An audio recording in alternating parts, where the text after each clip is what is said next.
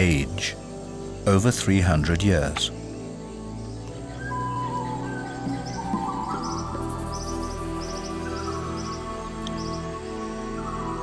Trunk circumference: 10 meters. Height: over 50 meters.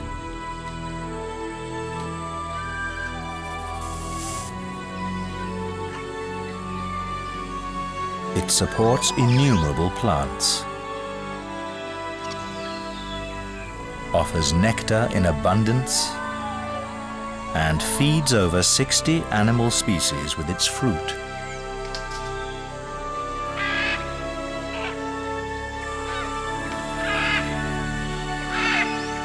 From its base to the very top, this tree is home to over 1,000 different living organisms.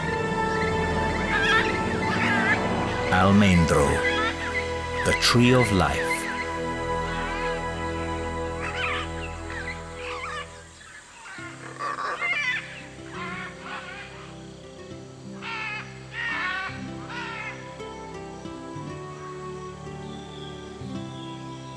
In the endless green of the rainforest, a dazzle of color, the distinctive crown of the Almendro. And here in the upper canopy, the powerful, unmistakable cry of the Great Green Macaw.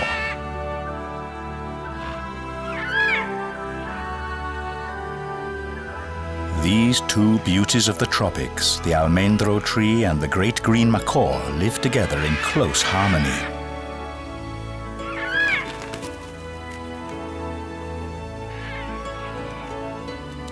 And the story of their intimate relationship has even inspired a song.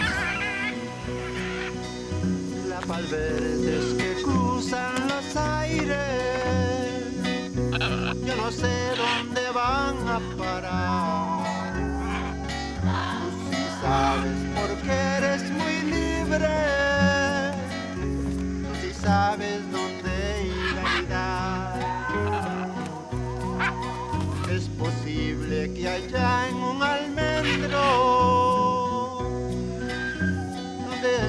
de años atrás, porque allí construyes tus nidos y también vas a desayunar.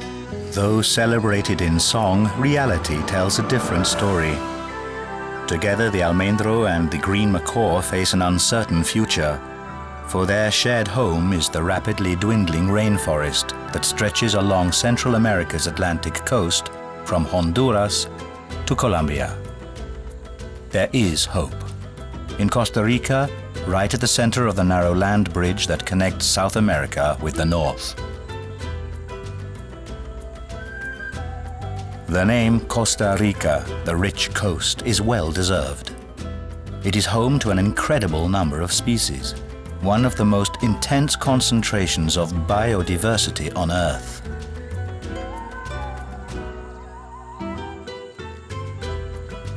In the Zona Norte, on the Nicaraguan border, lies the heartland of the Almendro's habitat.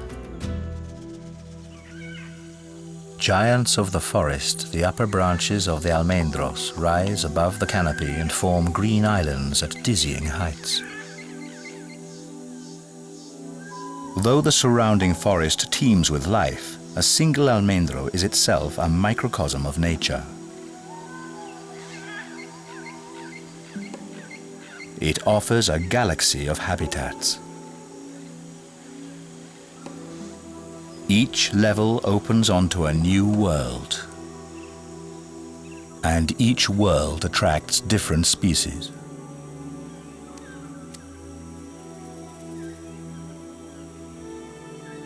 Animals colonize every part, the trunk, the branches, and the leaves. And even each bromeliad has its own inhabitants.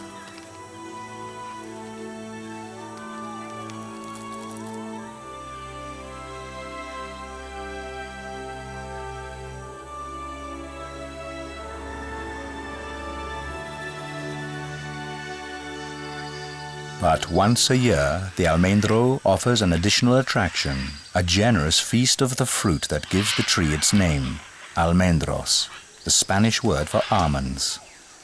And the first guests at the feast are the Great Green Macaws. The macaws, or lapas verdes as they are known in Costa Rica, arrive early, before the almond fruits are fully ripe, and are able to gorge themselves without competition from other animals.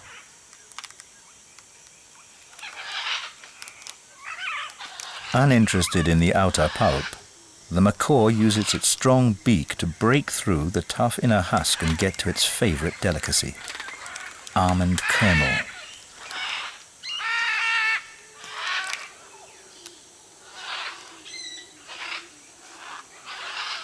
Even so, the lapas verdes are choosy eaters. Of all the fruit they pick, only a third is consumed. The rejects fall to the forest floor to become food for the ground dwellers.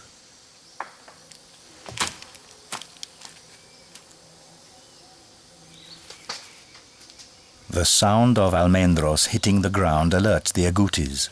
They recognize the noise from some distance and immediately home in. These rodents, relatives of guinea pigs, also favor the kernel, but are more careful with their leftovers. Any surplus fruits are individually buried away for future consumption, but the agoutis will only recover a fraction of their cache. The rest will grow, increasing the distribution of almendro trees.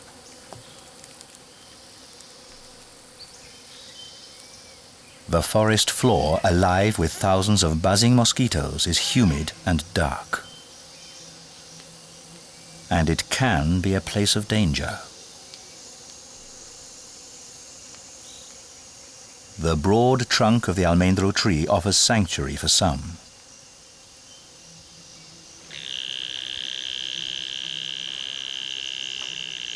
Many species of tropical frogs seek out places where their tadpoles will be safe from predatory fish. This green and black poison dart frog has found a natural rainwater basin.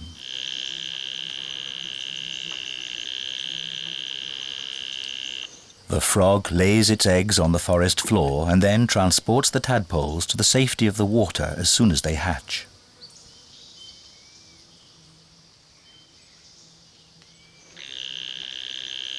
The frog's private pool is next to a nest of stingless bees. A colony may be populated by up to 10,000 individuals.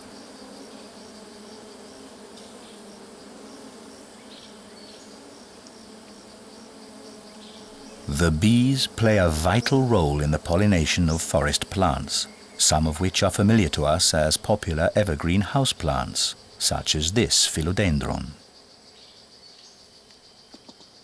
But here, its shoots serve a more practical purpose, as useful climbing aids. Some animal residents of the middle forest level also look rather familiar. But unlike its cousin, the grey squirrel, this red-tailed squirrel shares its domain with some very unfamiliar neighbors. Howler monkeys, green vine snakes, and spider monkeys.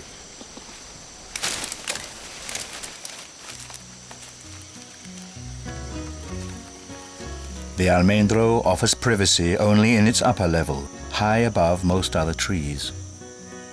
Where a branch breaks off, a hole is left behind, creating a convenient, spacious nursery.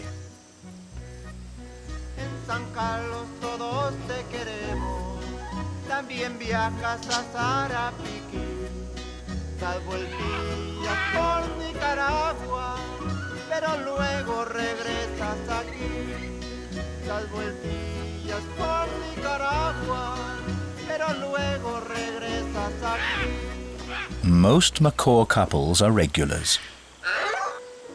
They pair up for life, returning year after year to breed at the same nest hole. The newly hatched chicks must be fed every 2 hours, and it'll take about 90 days before they develop the splendid plumage of their parents, and are ready for their first flight.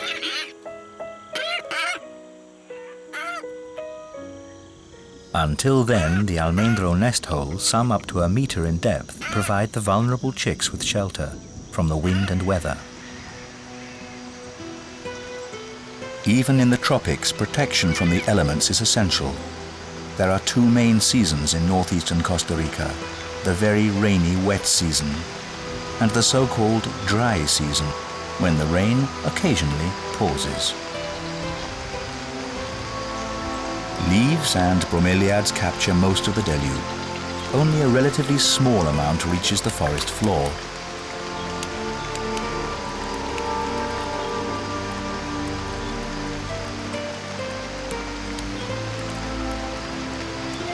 The Almendro's leaf has the distinguishing characteristic of an off-center main rib, and the leaf stem functions in the same way as a drainpipe.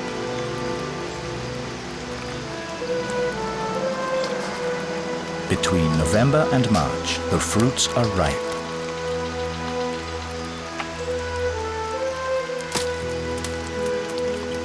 The Almendro's germination rate is outstanding. Around 70% will sprout.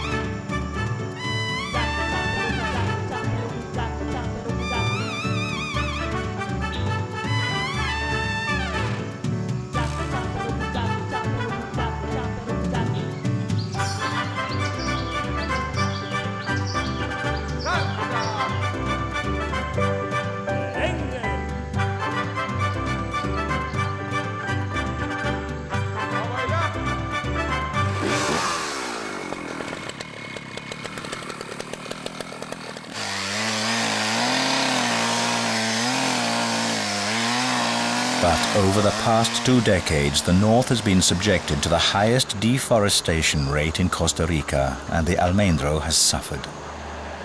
Its wood is extremely hard and resistant to termites, which makes it a popular building material. Legal and illegal cutting of trees has reduced the forest in this region to 30% of its original size.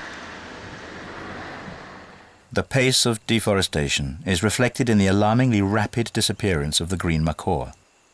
These distinctive birds were once a common sight throughout the northern zone, but now their distribution has been reduced by 90%. Yet a striking number of almendros still remain. Now stranded on open grassland, these solitary giants survived the first wave of felling because the old saws were no match for their hard wood. And, surprisingly, these isolated trees are now popular hatcheries for the macaws.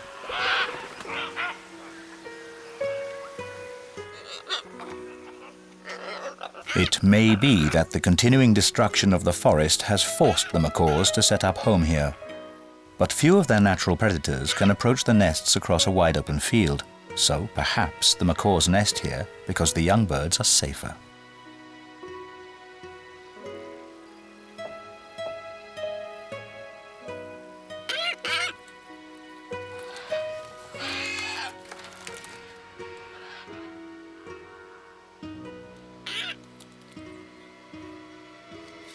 There is only one enemy here.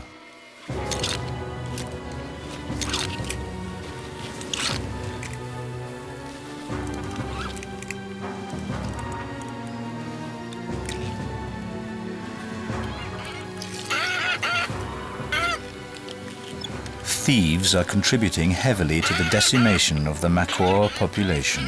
A chick is worth well over $2,000 US on the black market. Ulises Alaman is no nest robber. He belongs to an organization founded by American conservationist George Powell, an organization that is dedicated to saving the Lapas Verdes.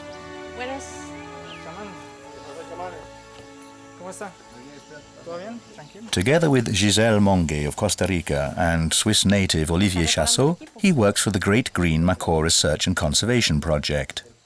In the beginning, they spent most of their time on educational work. These days, every Costa Rican knows about the green macaws and the importance of almendro trees. But it is not enough. Ulysses and his team have now set their sights on a greater goal.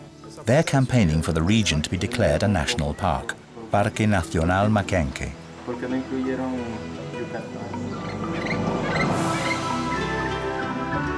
The San Juan River marks the border with Nicaragua. Beyond the riverbank is a huge wildlife sanctuary. But on the Costa Rican side, only a ragged patchwork of forest and grassland remains.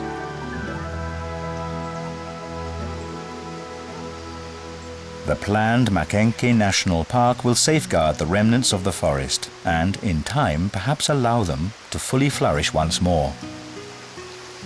It's a worthwhile enterprise, for even the small patches of rainforest that remain along the San Juan's tributaries are invaluable gems of biodiversity.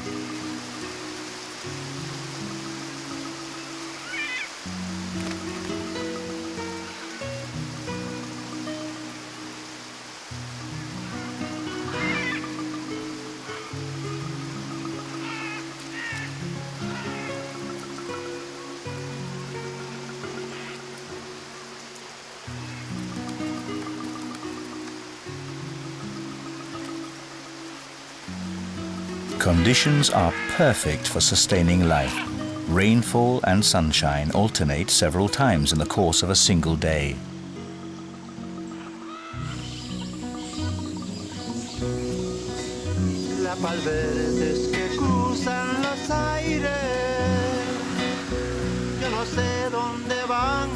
During the macaw's breeding season, Ulysses is always on duty.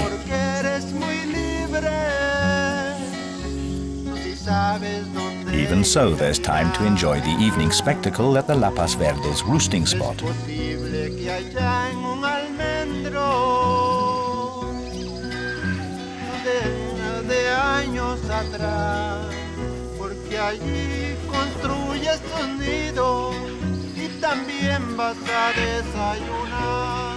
The young, non-breeding pairs and adolescent birds gather and playfully squabble in the palm trees, their favorite nighttime accommodation.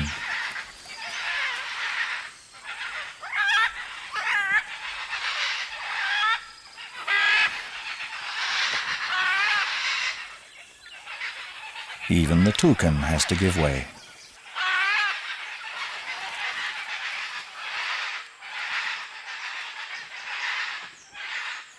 Although macaws are extremely sociable, they prefer a certain amount of privacy at night.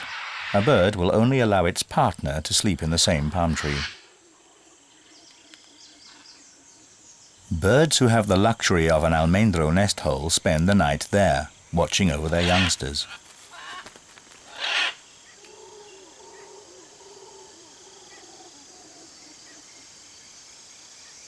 The spectacle of the sunset lasts only a few minutes in the tropics.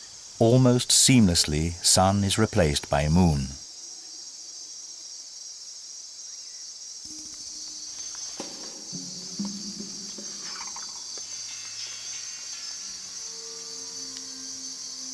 Some nocturnal animals are so shy that they can only be observed with an infrared camera.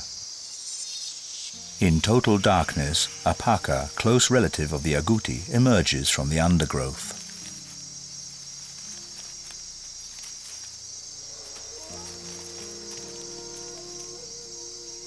They love almendros too.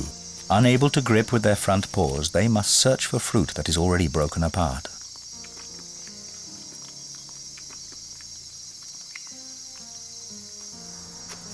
The scent of the ripe fruit has attracted a spiny rat.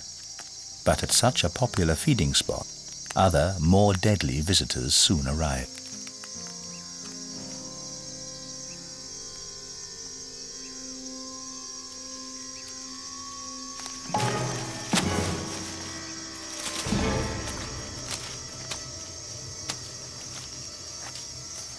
Thanks to the almendro, the now rare maguey is also having a successful night.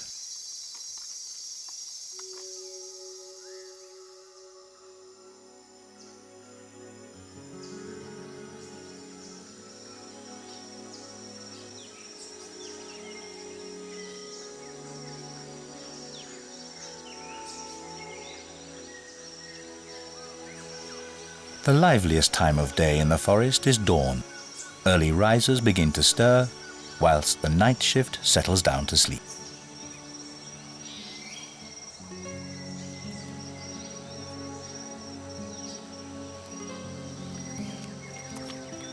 The nocturnal olingo has spent most of the night feeding. Whilst on a neighboring tree, mosquitoes see to it that a coati gets an early wake-up call.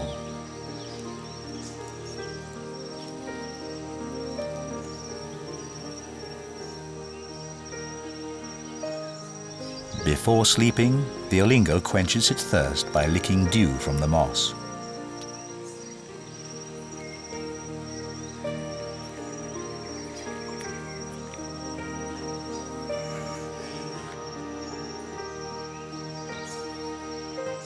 Like so many other residents of the rainforest, olingos are in danger of extinction. They've not been able to adapt to the changes humans have made to their environment. The coatis, on the other hand, have thrived. They seek food in human settlements, and some make better beggars than the average dog.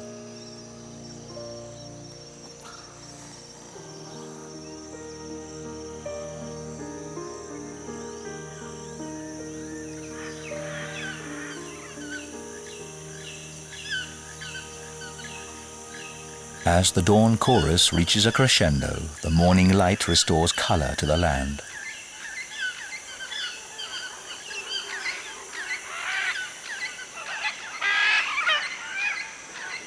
And in the Almendro Tree, another busy day has already begun. A pair of crimson-fronted parakeets are setting up home next door to the macaws.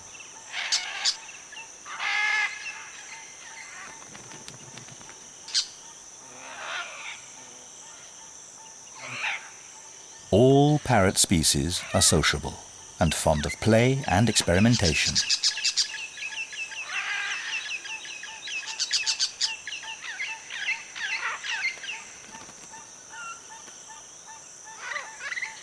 The hard-working macaw parents have survived the worst. Now their offspring must be fed only 3 times a day. The young bird's transformation is remarkable.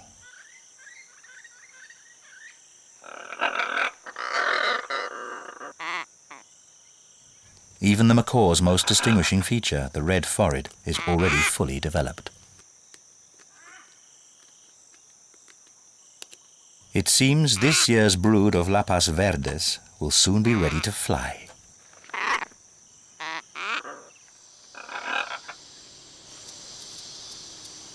It's mid-May and Ulysses and his colleagues arrive. It's time to set up the operation. What the conservation team need to protect the macaws is information, and there's only one way to get it.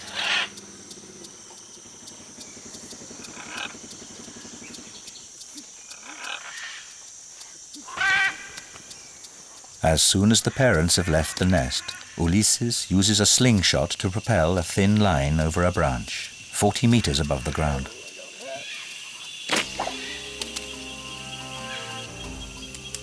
Alfredo then attaches a rope that Ulysses will use to climb up to the nest.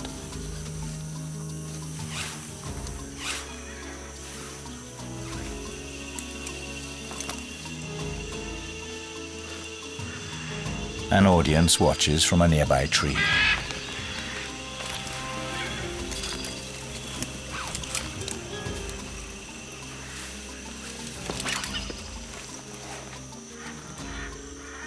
All that counts now is muscle power and experience, and a head for heights.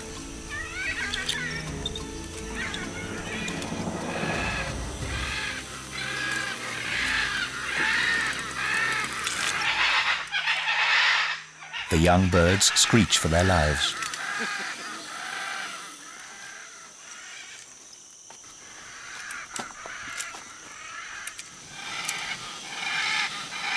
While Ulysses sets up the net, the others arrange palms to camouflage the team.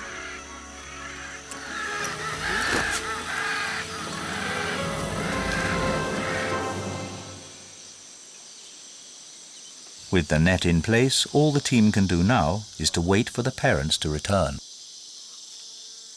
but Ulysses has picked a good time. On exposed land, the macaws are mainly active at particular times of the day. It's a different story in the rainforest.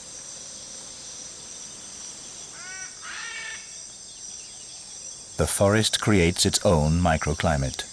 During the night, when the air temperature above the forest drops, the moisture condenses, enveloping the land below in a dense blanket of fog.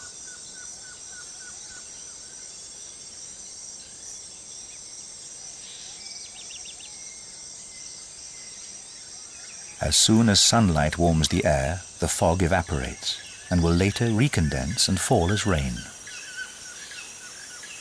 But the open grassland is totally exposed to the glaring tropical sunlight, so here the macaws are restricted to searching for food in the relative cool of the early morning, and now in the hours before dusk. The parents should be returning at any minute.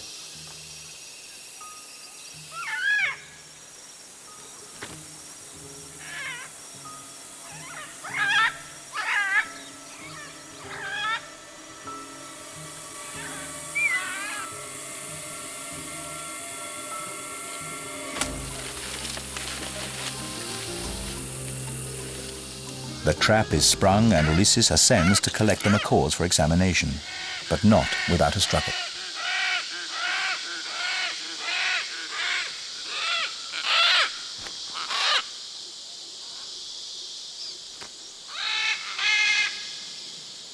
At 40 meters above the ground, Ulysses must hold on tight to his precious cargo.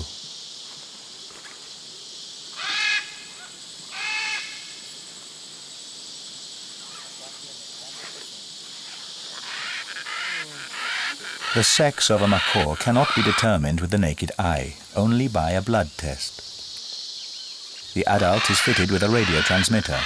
Not even a macaw is able to remove this custom-made neckband. The transmitter will operate for about 20 months and then fall off.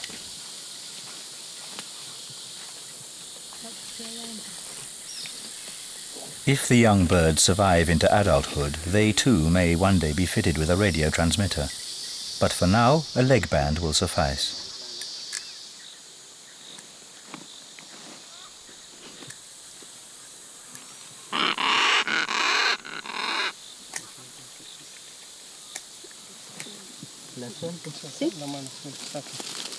Every scrap of information obtained will be used to protect and conserve the macaws and their unique environment, the planned Mackenzie National Park.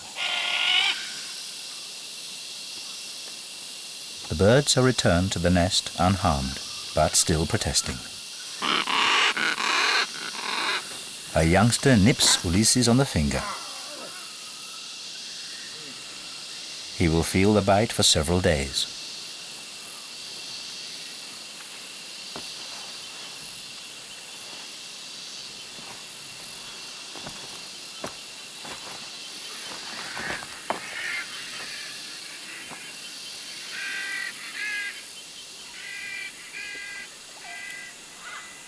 And when ruffled feathers have been smoothed and calm is restored to the nest, the other parent returns.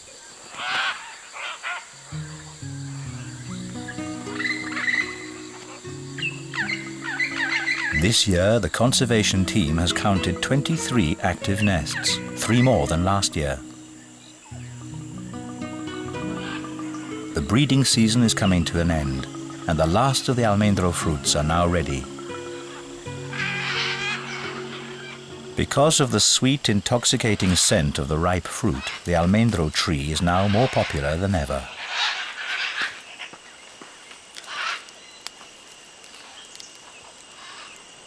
While most eat only the juicy pulp, the tough-beaked macaws always prefer the stone.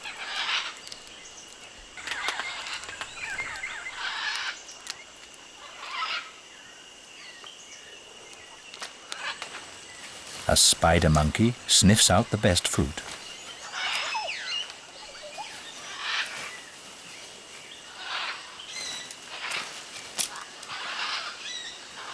It takes a taste. If the fruit isn't quite up to scratch, it's immediately spat out.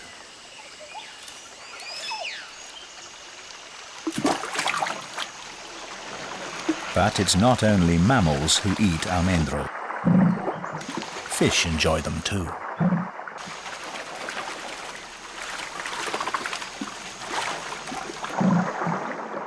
Cichlids and macaques devour these morsels from the heavens.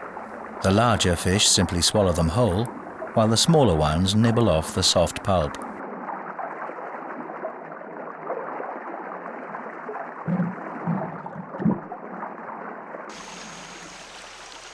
But only some of the fruit from a riverbank Almendro tree will go to the fish. The rest falls on the open grassland.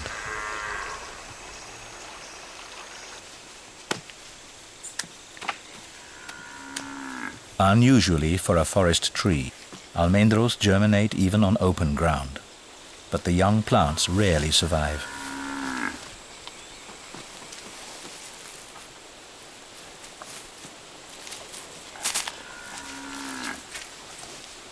Anything that is not eaten is trampled.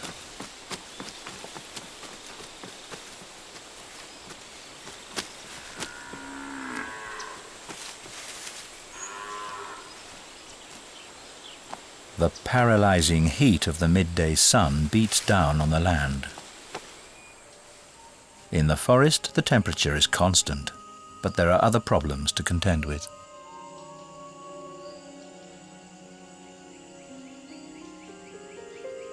Many rainforest dwellers use camouflage and deception to survive.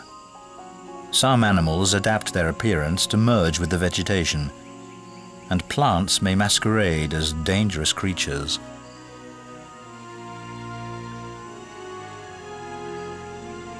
Some strange objects only reveal their true identities at the moment of transformation.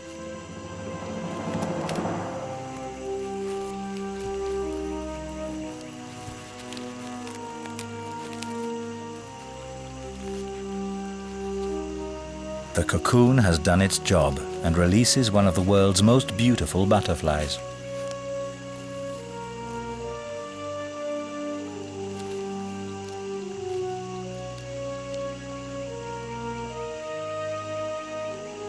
With what seem to be huge eyes on its folded wings, the morpho butterfly scares off its enemies, or opens its wings to perplex them with a confusion of shimmering color.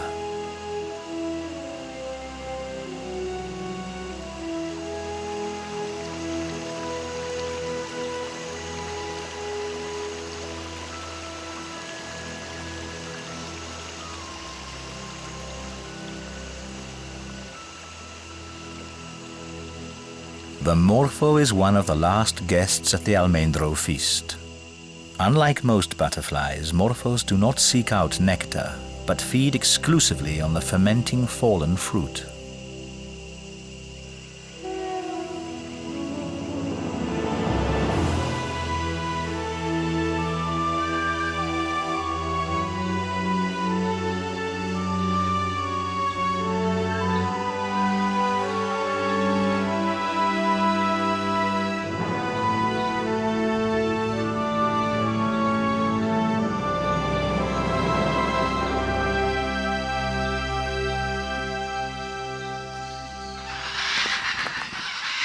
The young macaws are still at home, unable to leave the nest as heavy rainfall and strong winds have delayed their first flight.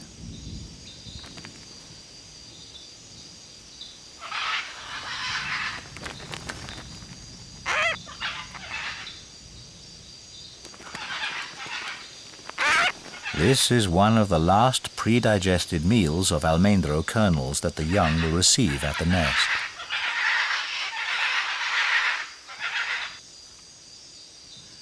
It will take at least 2 years of parental training before they are fully independent, but soon they will start finding food for themselves, if the rain ever stops.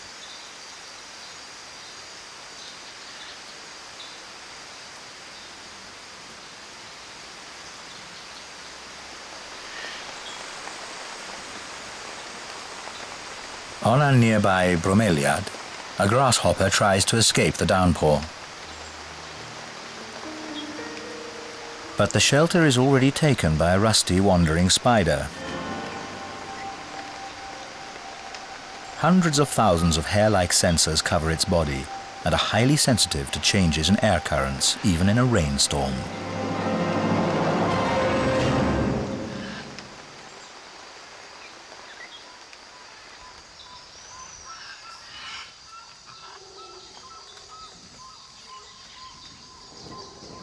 The victim is dispatched with a poisonous bite and sucked dry.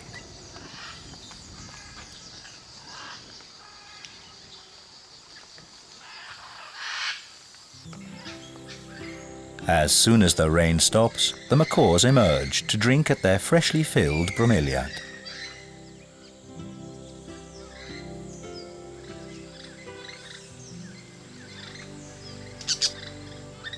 But this is one of the last times the family will be together at the Almendro this year. The young Lapas Verdes are ready to fly. Though some may need more than a little encouragement. Parents urge their offspring to take to the air.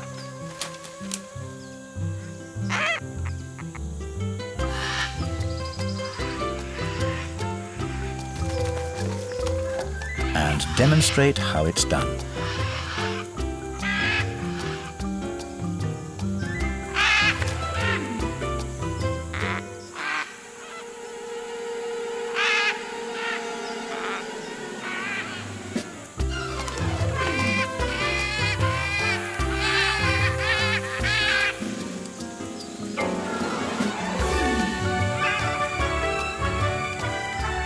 But after all, a bird's gotta fly.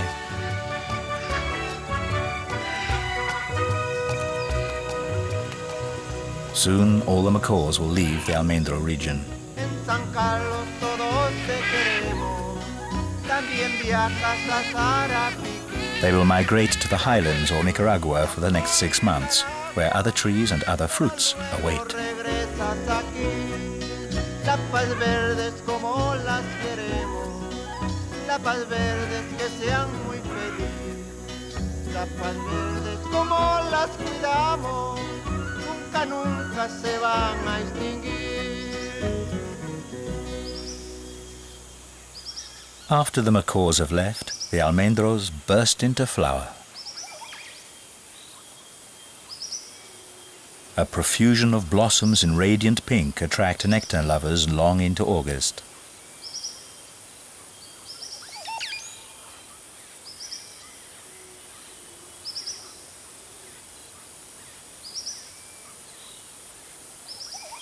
The blooms open in the early morning, which is when the nectar is at its most plentiful, a fact that is greatly appreciated by the crowned woody nymph. This highly specialized hummingbird is among the almendro's most important pollinators.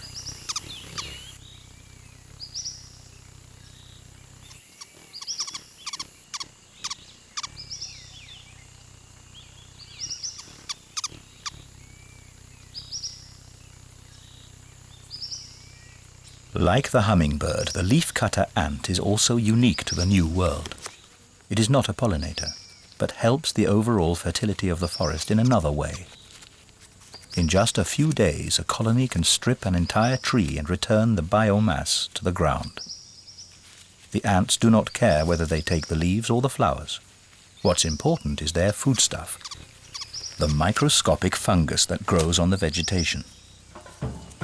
In human terms, this would be like someone breaking the world record for the 100-meter sprint whilst carrying a 300-kilogram weight.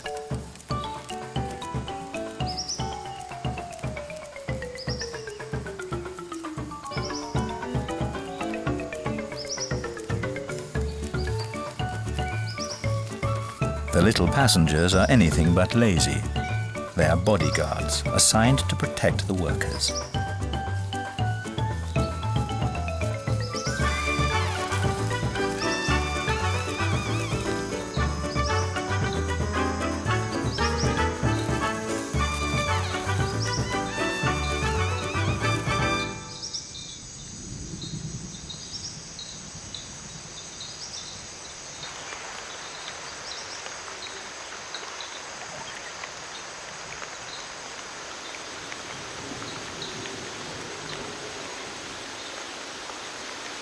By October, conditions are increasingly damp, and the higher humidity means that reptiles become more active.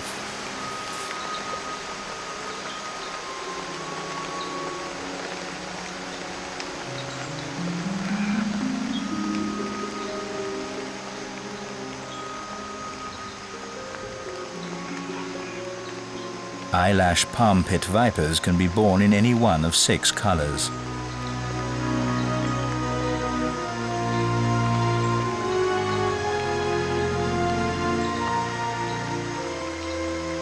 The yellow variant is particular to Costa Rica. They prefer to live in banana trees. But even the most feared snakes are sometimes just thirsty.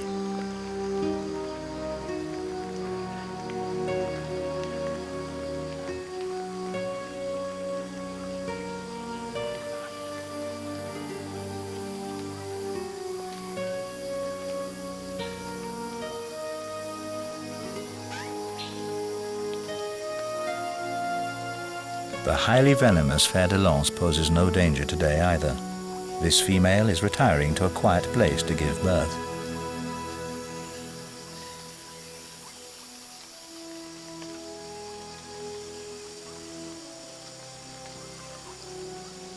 A single fer de lance can give birth to around 50 young.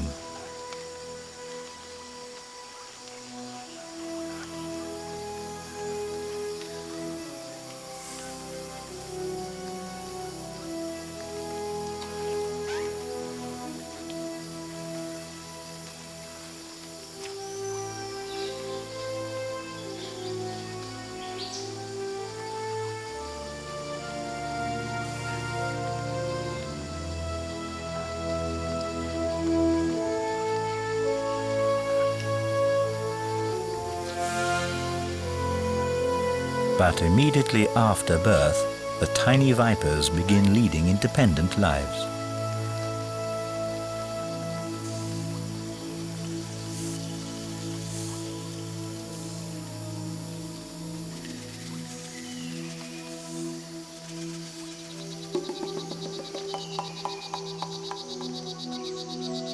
It's also the breeding season for amphibians.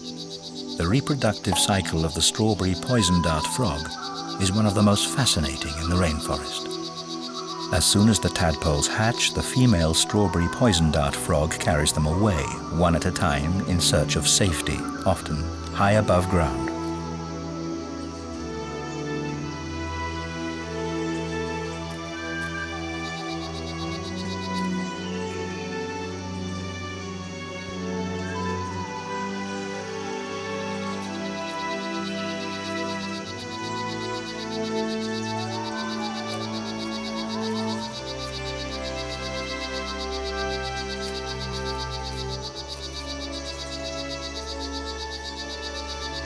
On reaching the bromeliad, she finds a suitable pool and deposits her young, a journey she may need to make up to 15 times.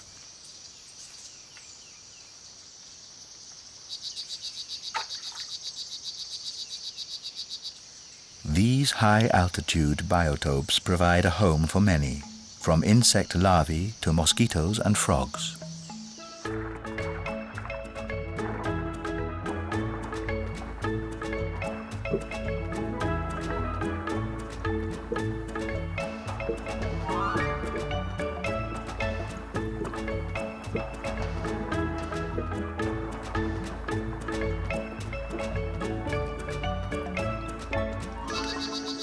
Her tadpoles may be safe, but the frog is not. A male, rusty, wandering spider is lying in wait.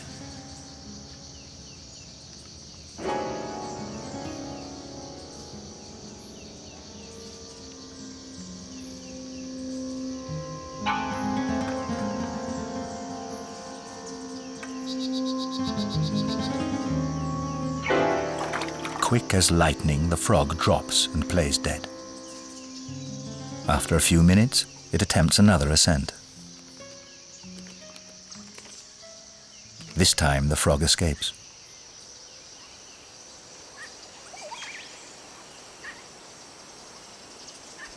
The driest season of the year is beginning. Costa Ricans say that when the spider webs sparkle in the morning light, summer will soon come.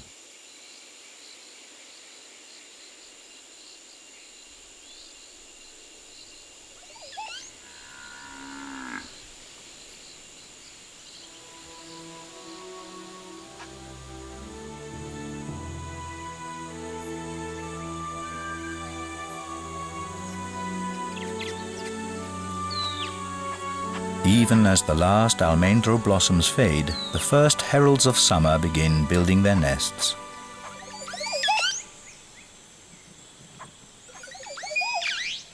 The male Montezuma oropendola invites a female to mate. The females build the nests.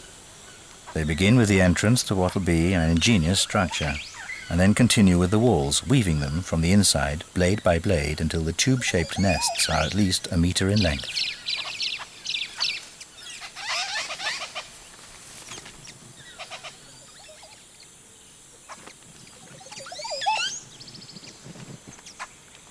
The birds prefer to build their suspended homes in isolated treetops, for which an almendro is often perfect.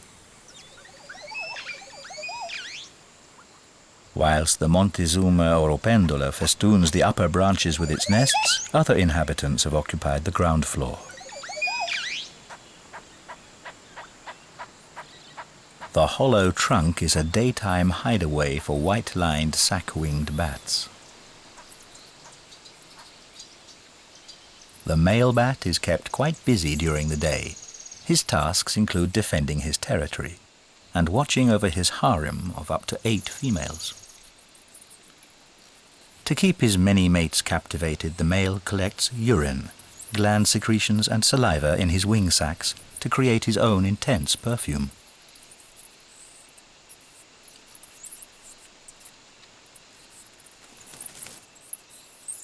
In the evening, the sack-winged bats head out in search of food, whilst the short-tailed fruit bats arrive at the almendro.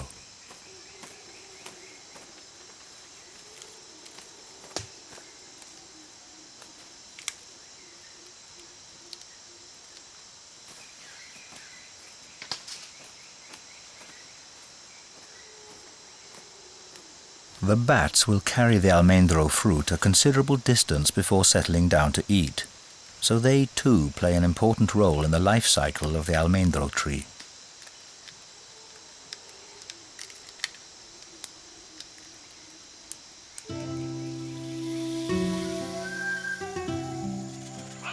This year, thanks to the efforts of the conservation team, there is reason to celebrate. Crucial steps have been taken towards setting up Mackenke National Park.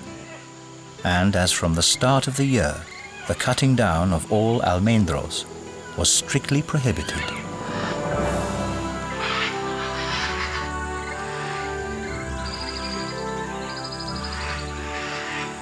And it's been an excellent year for the green macaws. Most of the young birds have somehow managed to survive their first year and are now returning to the almendros.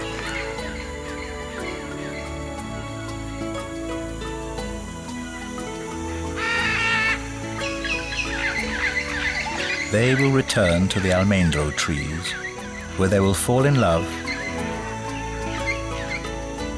reproduce, and go on to raise another generation of Costa Rican lapas verdes.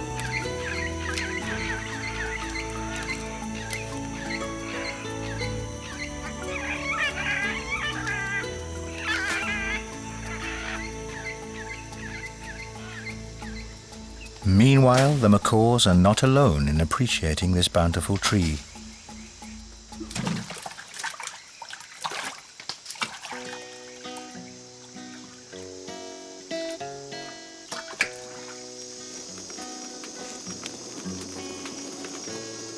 Every year, the conservation team puts on its own almendro feast. The future still holds uncertainty, but for now, the team can celebrate their successes. Ulysses undertakes the role of the parent and splits open the seeds. And just as the macaws, we too enjoy the almonds of the abundant almendro, the tree of life.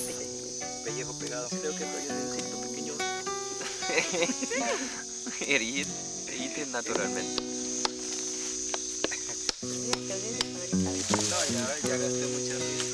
La paz verde que cruzan los aires, yo no sé dónde van a parar. Tú sí sabes porque eres muy libre, tú sí sabes dónde ir a anidar. Es posible que allá en un almendro,